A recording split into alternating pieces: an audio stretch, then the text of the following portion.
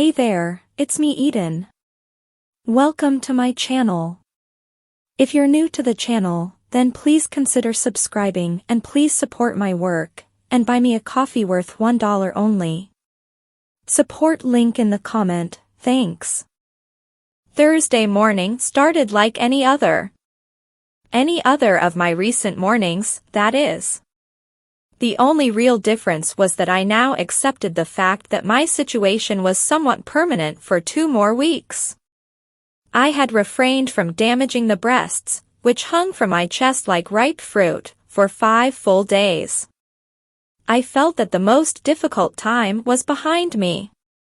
My condition had been accepted by my family, and by the people that I worked with each day at the theater. More importantly, I seemed to have accepted it and had adopted routines and practices consistent with my new identity. Arising early, I put on my robe and fluffy slippers, and after washing my face and hands, went downstairs to begin breakfast. I had decided to start varying the breakfast fare a little, so I began preparing the ingredients to make omelets, rather than just the normal bacon and eggs. I took a roll of pork sausage out of the refrigerator and browned it. Then I chopped a few green olives and a green bell pepper since we didn't have any chilies. I diced a small piece of Swiss cheese and a small piece of cheddar. With a mixing bowl, eggs, and butter at the ready, I awaited the family whom I knew would be down shortly. While I waited, I read through an issue of a teen girls magazine that was on the table. I found some great tips on nail care. When Mom came in, I took her order and made her omelet. While I cooked, she mixed a pitcher of orange juice from frozen concentrate and brewed a pot of tea. While Mom's omelet was cooking, Aunt Jessica came in and I mixed the ingredients for her omelet. Just as I served Aunt Jess, Carol came in. When she told me what she would like, I mixed enough for 2 omelets and we sat down together to eat. The Western omelets that Carol and I ate had turned out great, even with the substitute of the peppers. Mom and Aunt Jessica said that theirs were great too. They had requested cheese omelets, and I had used equal amounts of cheddar and Swiss. After we ate, we sat and talked while we enjoyed a cup of tea. Mom said, "Have you learned when the theater will get the adhesive solvent for your breasts, Crystal? We learned yesterday that Bell Gel is closed for a 2-week vacation. We expect the company to reopen on the 19th. As you've pointed out, it will probably take an additional 2 to 3 days for shipment of the solvent. How are the people at the theater treating you?" "Wonderful. Everybody calls me Crystal and they all treat me like a lady." I giggled. "The men even hold the door for me. It's been kind of nice. I go to lunch with the other girls now instead of eating alone and wandering around the downtown area. I'll miss that when I have to change back. I'm sort of glad that that won't be until after the play is over. It will be easier to make the transition if I'm not working at the theater every day." Mom said, "I've made an appointment with my doctor for tomorrow morning. I want you to get a checkup to make sure that the adhesive that holds the breasts on is not causing your body any harm. We'll go right after breakfast, and then I'll drop you off at the theater when you're done." "Okay, dear." "Okay, Mom." Carol and I cleared the table and took care of the dishes, then went upstairs to bathe. She helped me to remove the corset and I soaked in the tub until the water started to chill. I had found new delight in soaking in the tub. For years, I had just taken a 5-minute shower each morning. But now, I look forward to my bubble bath each morning with eager anticipation. Part of it may have been the fact that this was the only time of the day that I was free of the corset. I always enjoyed rubbing and scratching my pinched and wrinkled skin before I entered the tub. Once in the tub, I used the washcloth to further massage my body, and stimulate the skin on my torso. Exiting the tub, I dried myself and used Carol's powder on my body. I would miss the fragrant smells that enveloped my body from the various soaps, bath oils, powders, and perfumes when I returned to being Carrie. Women had the freedom to do so many things that men could never do. As I exited the bathroom, I knocked on Carol's door to let her know that I was through. I returned to my bedroom and put on my panties and girdle. With my feminine shape partially restored, I stood in front of my mirror and examined my body. I looked closely at my chest to see if the breasts had started to detach anywhere, but they were as firmly attached as ever. The semi-permanent makeup had likewise not faded or changed, and it was difficult, even for me, to see where my skin ended and the breast forms began. The only way that I could really tell was by the sensation that I felt from my own nervous system when I was touching my skin. When my hand moved onto the material of the breast, then my perception of being touched dropped off radically. The breast form had been designed with the nipple in a semi-hard position. Without a bra on, it appeared that I was becoming slightly aroused. Having completed my examination, I put on my bra and chemise, followed by the new corset. The corset that I had received from Barbara yesterday was different from the one that I had been wearing for a week. I guess that my old one had conformed to my body somewhat because this one seemed much stiffer. It was also longer, and it pushed my breasts up more while it also extended lower on my abdomen. Carol came in after her bath and laced me tightly, then returned to her room to dress. About a half hour later she came in again to tighten the laces so that I could finish dressing. I had made up my face in the meantime. It had been very difficult sitting in the new corset. I had to sit on the very edge of the stool and sit up even straighter than normal. When Carol put her knee into my back to tighten the laces, it seemed like I would break in half. I could barely breathe when she wrapped the laces around my body twice and then tied them off. She helped me put on my slip, blouse, and skirt, then knelt to put on my shoes. The skirt that she had put on me was so tight that I would have to remove it to use the powder room. I tried to lift it and found that I couldn't raise it more than a few inches. I had to walk in tiny little steps. The blouse was so low cut that you could practically see my entire breasts. And the shoes felt like the heel was 5 inches high.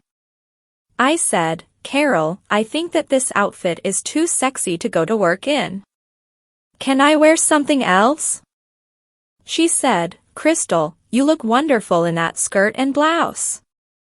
And there is nothing wrong with looking a little sexy at work. This will help you to fit in better with the ladies at the theater because dressed like this, you look 18 or 19. I just feel that dressed like this I should be turning tricks at the corner of Broadway and 3rd Avenue. Oh, Crystal. Don't be silly. You look sultry, not sluttish. There's a fine line of distinction that is easy to blur between those looks. You're being silly. Besides, you never know whom you're going to meet. You want to look your best." I gave in and dropped the subject. Carol helped me to fix my hair and finish my makeup. Then we did our nails together. She had a new shade that she wanted me to try. When we were done, I felt like I was going out on a date rather than to work. Before I left, she made me stand still while she examined my appearance from head to toe, then judging me finished, we kissed and I left. I hit up Mom for a couple of dollars to replenish the money that I had spent yesterday on the bus and lunch. I grabbed my purse and headed for the bus stop. It took me even longer than usual because of the tight skirt. I had to take 3 steps to my normal one.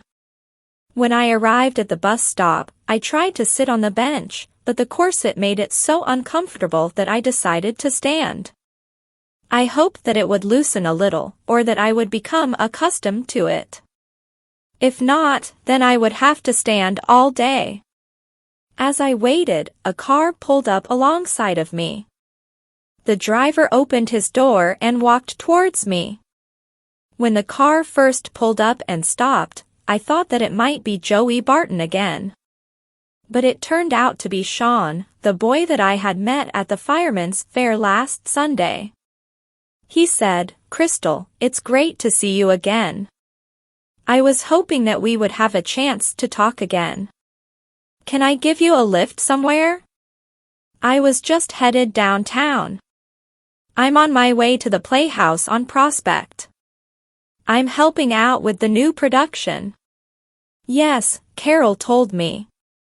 "I'd love to give you a ride." Suddenly it dawned on me why Carol had been so attentive to my appearance this morning. She had set this up. Well, who am I to ruin her scheme? "Thank you, Sean. I'd love a ride if I'm not taking you out of your way." "Not at all. May I say how lovely you look this morning?" "Thank you." He held the door for me and I sat down in the passenger seat and swung my legs in. I could feel the corset cutting into my abdomen, but I did my best to ignore the pain. He bent over me and fastened the seatbelt. Then he returned to the driver's side and got in. We talked as he drove us downtown. "Crystal, I had a really nice time with you at the fair last weekend. I'm glad that you haven't had to return to Dayton yet. I'm helping out at the theater. Opening night is a week from tomorrow. The production will have 4 shows each weekend, for 3 weeks. Does that mean that you will be around for another month? I only expect to be here for the next 2 weeks. Carol is going out with Pete on Saturday. Would you like a double date? We could go to one of the new movies at the Cineplex in the mall." I was unsure how to handle this, so I said, "I'm not sure about the schedule at the theater. With opening night just a week away, I may be needed Saturday night. Why don't you call me tonight and I'll let you know?" I felt that it would be easier turning him down on the phone. When we arrived at the theater, he parked in the rear lot and walked me to the door. As we said goodbye, he took my hand and kissed it. "I'll call you tonight at about 8 o'clock. "Okay." "Yes, I'll be home by then. I could come by and pick you up to take you home. I don't know what time I'll be done.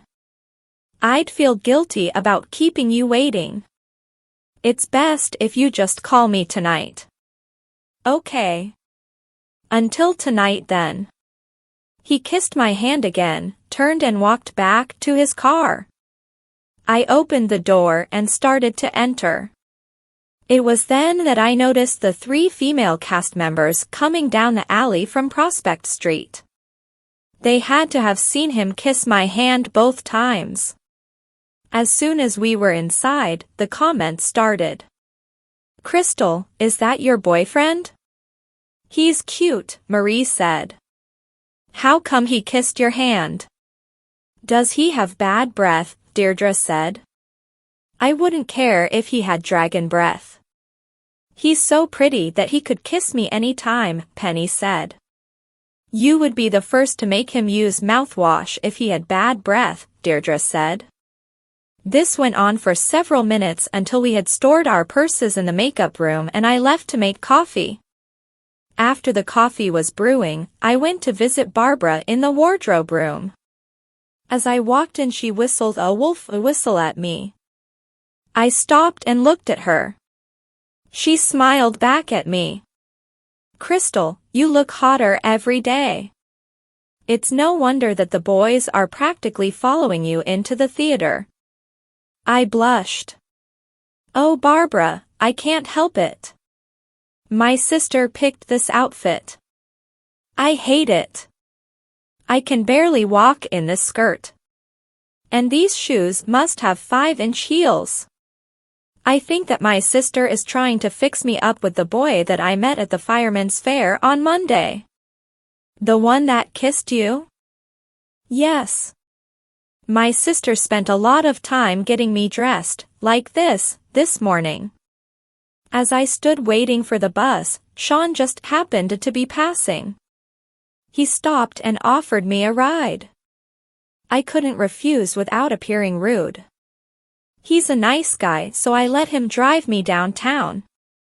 Then he walked me to the stage door and kissed my hand before leaving. I heard that he kissed your hand at least twice. You heard about that already? Well, it doesn't matter. Once, twice, what's the difference? He asked me out on a date.